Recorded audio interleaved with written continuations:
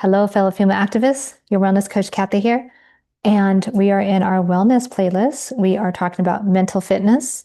And today's title is 90-second guilt trips. 90-second guilt trips. So, hello, if you're new here. We always start our wellness or recommendation playlist with what are known as positive quotient repetitions. Positive quotient repetitions, or PQ reps. So, it's kind of like if you wanted to meditate, but didn't want anyone to know what you were actually doing. So you don't have to close your eyes if you don't want to.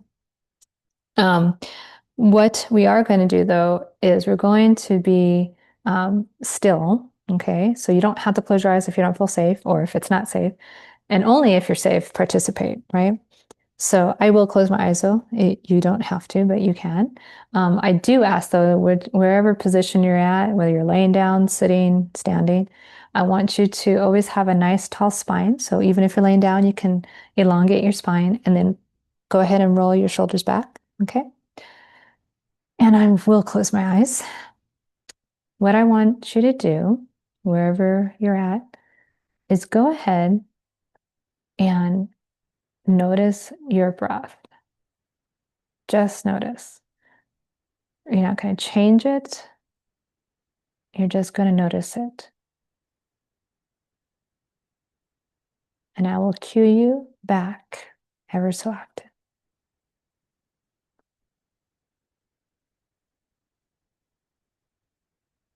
So, what parts of your body are you feeling when your breath comes in and out?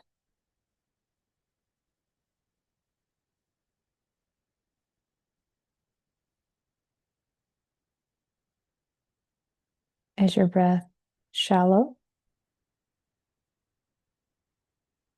Meaning, is it in your chest? Is it in your belly?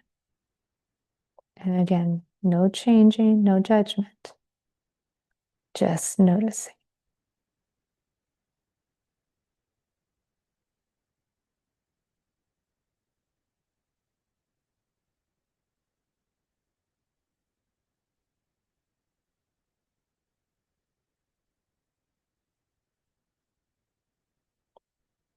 Now we are going to manipulate our breath.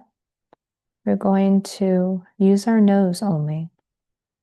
We're going to inhale through our nose through a count of 4, and then we're going to exhale through our nose with a count of 4. So I will count you through this. Here we go. Inhale. 1, 2, 3, 4. Exhale.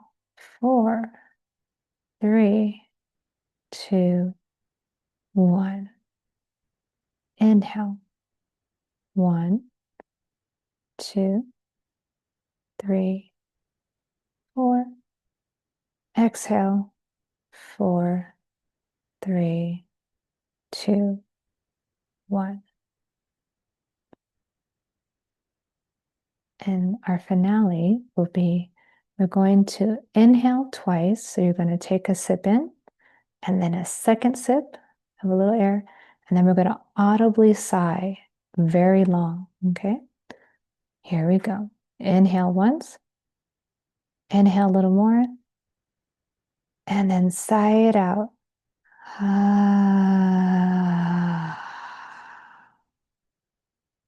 If your eyes are closed, go ahead and open them. That, my friends, was PQ repping. And you can call it box breathing. And that happens in yoga too. I am a yoga instructor. So I love all types of breathing. But PQ reps are something that you can perform. And you can meditate, not necessarily with anyone knowing that you're doing so, right? But we're performing a meditation. And in some cases, PQ reps may be a little bit more accessible for those who might have some type of stigma when it comes to the idea of meditation.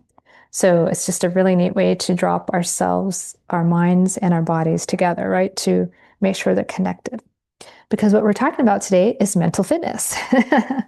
So mental fitness, okay, is one of the pillars of health that I at least talk about. And today's topic is the title is a little catchy. It's 90-second guilt trips.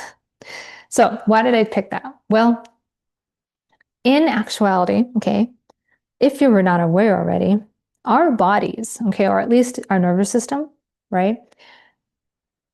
So, oh, and what I should have said is that hopefully you felt a little bit calmer, depending on where you were at when we started our PQ repping. Hopefully you feel, again, a little bit more connected and calmer, because again, we're going to talk about basically nervous system regulation right now. So with that, back to the 90-second rule. So our bodies, okay, if you go into any depth about neuroscience, if you go into any depth, excuse me, about how our brains work, how our nervous system is connected, right, to our brains and so forth and so on. So 90 seconds, our emotions, okay, when we first feel them, they feel very sometimes strong, depending on what the situation is, right? Especially if we're in the fight or flight mode. If our lives are in danger of some way, shape, or form, oh yeah, you know that our adrenaline has just shot up and our cortisol levels are out of, the normal range. And with that said, by all rights and means, our fight or flight, okay, whether that's through anger, some type of emotion, right, that's going to push you through whatever you're going through, may technically could last, depending on what the issue is, right, more than 90 seconds. And know this, our brains, though, our bodies, really only register or need to hear some type of emotion take place in the first 10 seconds. Our bodies already know that we're on alert. But with an emotion, in studies, okay, clinically proven, our emotions ebb and flow, and they will dissipate after at least 90 seconds. In some cases, you want to call it, 2 minutes, fine, say 2 minutes. But 90 seconds is all it takes for an emotion, theoretically, to run its course, and hopefully through our body. Now, anyone like me who deals with hypervigilance, i.e., very high anxiety. In fact, I was diagnosed with general anxiety disorder back in 2001. And just recently went to the ER back in January of this year for a nice little 2-hour stay because of my anxiety. And I say that not with shame, not with guilt. I say it just to let you understand that our emotions really will not last or can end if we let them, flow through us within a 90-second period. Now, again, circumstances are going to vary wildly, right? And I'm not going to presume that anyone who has gone through something extremely traumatic is going to get rid of, let's say, anger or, again, being frightened, again, fear, right? Our alert system can recognize an emotion in less than 10 seconds.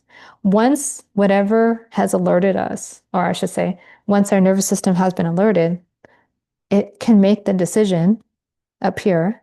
Okay, we can make that decision consciously and not let our subconscious continue us through the emotion.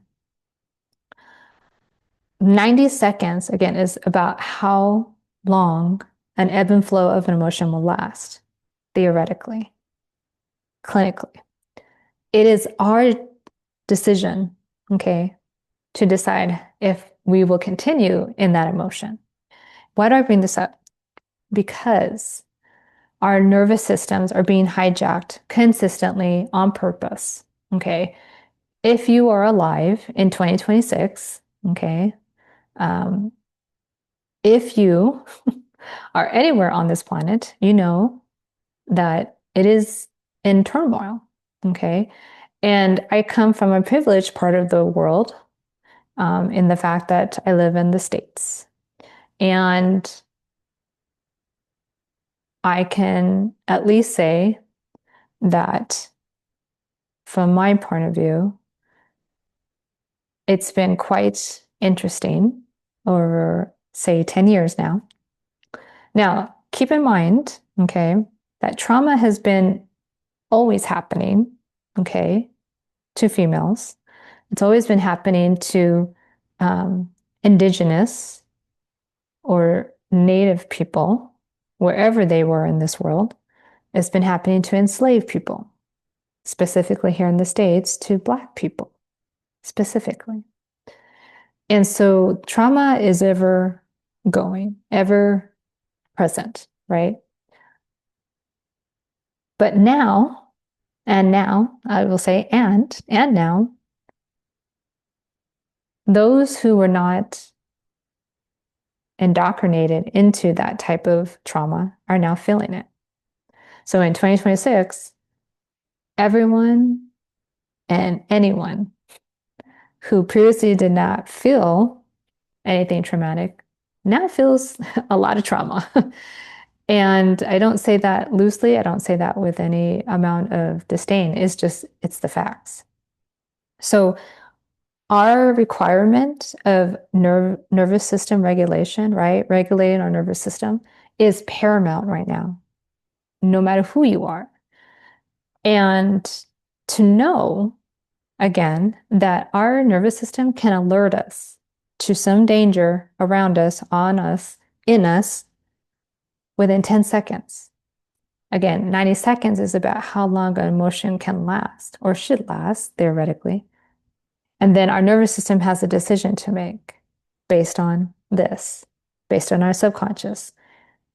Will my nervous system slow down and try to get back to the parasympathetic version, i.e., the rest and digest, or is it going to stay in fight or flight?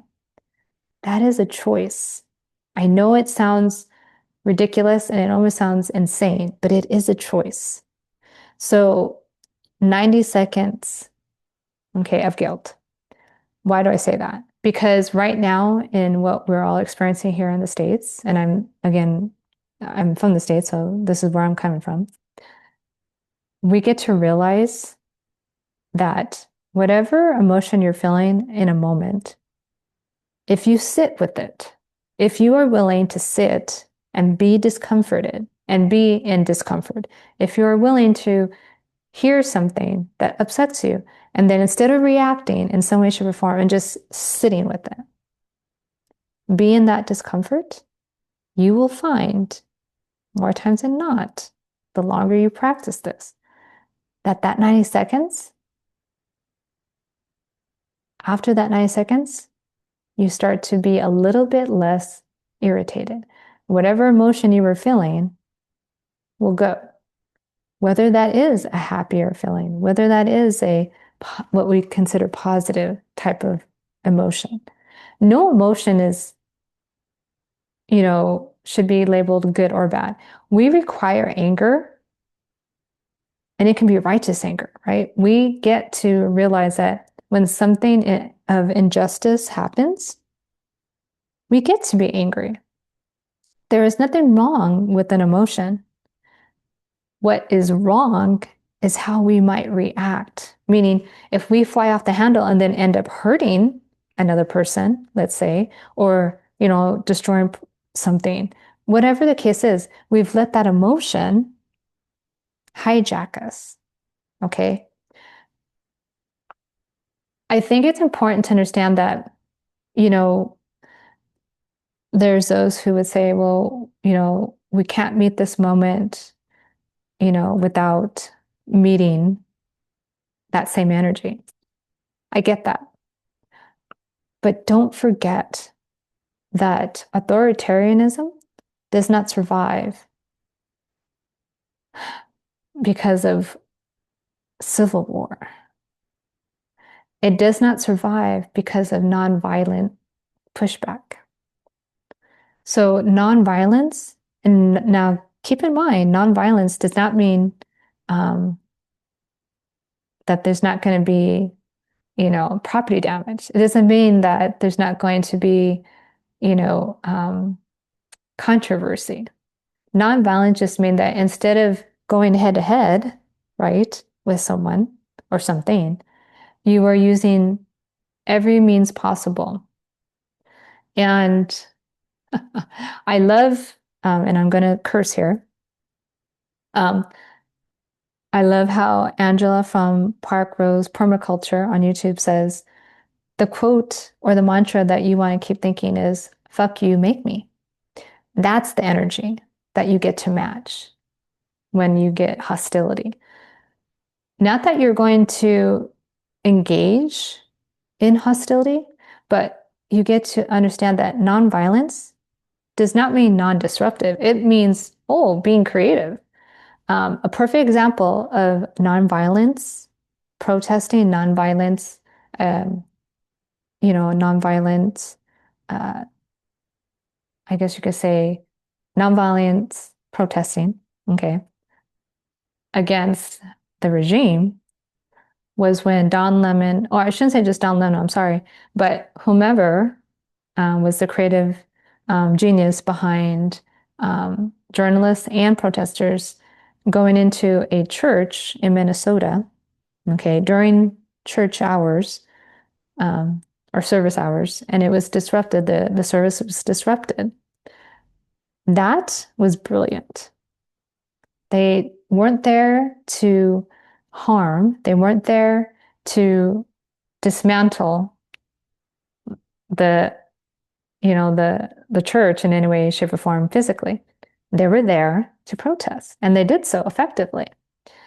And yet, when you think about what happened on January 6th, 2021, that was very destructive. That was violence against all of the US in such a horrible way. And did they succeed? No, they did not. On January 6, 2021, the US Congress, believe it or not, actually completed their job for once, and they actually certified the election. Okay. Despite violence prior to that moment. What happened in the church in Minnesota, okay, in Minneapolis, I believe it was, it might have been St. Paul, but Twin Cities, right? They disrupted the church service and they got the attention they absolutely want. They got the result. There was absolutely an outcry, and it was because righteousness held out. The pastor of that church was working for ICE. So much for Christian values, right? And so anyone who didn't think that there could be a way to combat churches being invaded by ICE and then people snatched during church hours, well, guess what?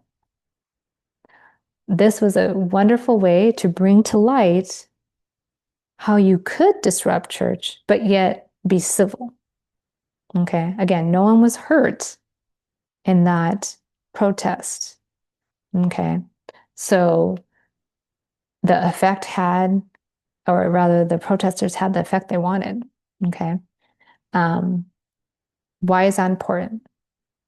Because again, we are all who want to see this end. We get to understand this does not end in one moment. Okay. We are in this for a long time.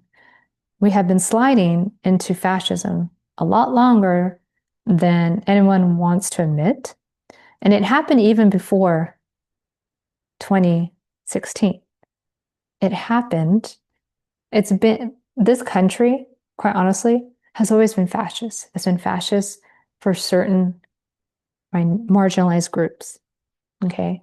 And they've learned how to live through that fascism and still survive and thrive. Okay.